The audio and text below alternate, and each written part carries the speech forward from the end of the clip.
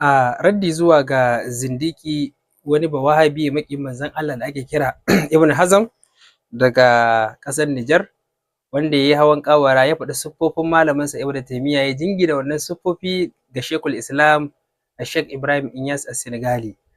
Babu kokonto Allah ya ce fa man itada alaikum, duk wanda ya ƙetare muku iyaka, fatadu alaikum, ƙetare mai iyaka bi misali ma atada alaikum, misalin yadda ya ƙetare muku. A wata aya Allah ya ce wa in aqabtum an muku uquba aqibu bi misli ma uqibtum bihi, kurama misalin yadda aka yi muku. To zan sanya muku bidiyon wannan zindiki, wannan renon Yahudawa, wannan dan kwangilan mushrikai, yadda yake faɗan mummunan magana ga Shehu Ibrahim, wanda wannan maganar da Ibn Hazm wannan bawahabi yake danganta ta ga Shehu, wallahi duk siffofin malamin sa ne Ibn Taymiyyah da kuma siffofin aqidar su. Bari in sanya muku kuji sai kuma mu gabatar da bayani akan hoton dagutu Inyas. In kana neman babban dujal wanda ya hallaka al'umma annabi, bai yi kama Inyas ba. Kadiba kabarin shi yadda yake, irkikin kabari, karahunan ma ban ma san da wani irin sanadari aka yi amfani wurin yin kabarin shi ba. Kaga mutane suna kuka, suna durƙuso, suna kiran shi da neman biyan bukata. Masu son aure, masu son ƴaƴa, masu son bukasa arziki da komai sun mai da wurin bauta, kuma in yasa ke bauta. Me ya jawo haka? Wannan katin kabarin da aka masa, da wata ɗirke ke rije shi ta asara da aka ɗauke ta a madadin ruwan zanzam.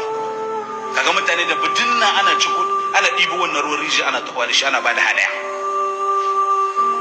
Famfan gidanka bai hita ba, dan asara ka je ka rabi baro rija wanda ba tace ba, yayi kama da tatacce, biya wata ta ishi wallahi, tunda an tace ta.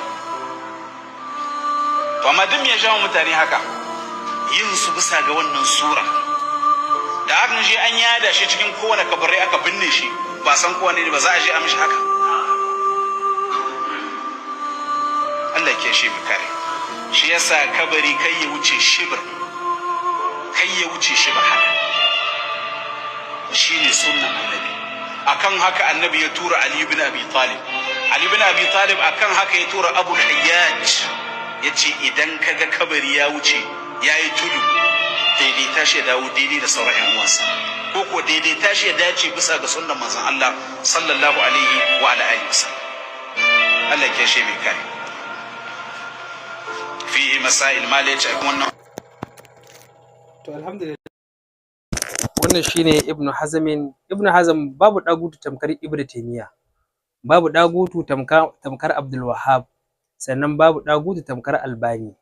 Kai din kanka ma dagutu ne, domin aikin da kake yi wallahi alazim aiki ne na Yahudanci, ba aiki bane na addinin Annabi Muhammad sallallahu alaihi wasallam. Duk ga kaburbura wanda aka yi su manya dogaye, baka yi magana akan su ba sai kabarin Shehu Ibrahim. Akwai manyan mutane wanda suka mutu aka yi musu kaburbura dogaye, amma baka yi magana ba sai kabarin Shehu Ibrahim radiyallahu ta'ala anhu. To babu makawa zuwa wajen kabari da kake kokari ka kore, Annabi sallallahu alaihi wasallama shine ya tabbatar da zuwa wajen kabari. Kuna hana aje kabarin mutane, amma da Ibn Taymiyyah kun ce in an wuce kar, ma'ana kuna ba da umarni aje na Ibn Taymiyyah. Annabi sallallahu alaihi wasallam shi yake cewa nahaitukum an ziyaratul quburi al'ana fazuruha fa innaha tuzakkirukum al-akhirata wa tuzakkirukum al-mauta.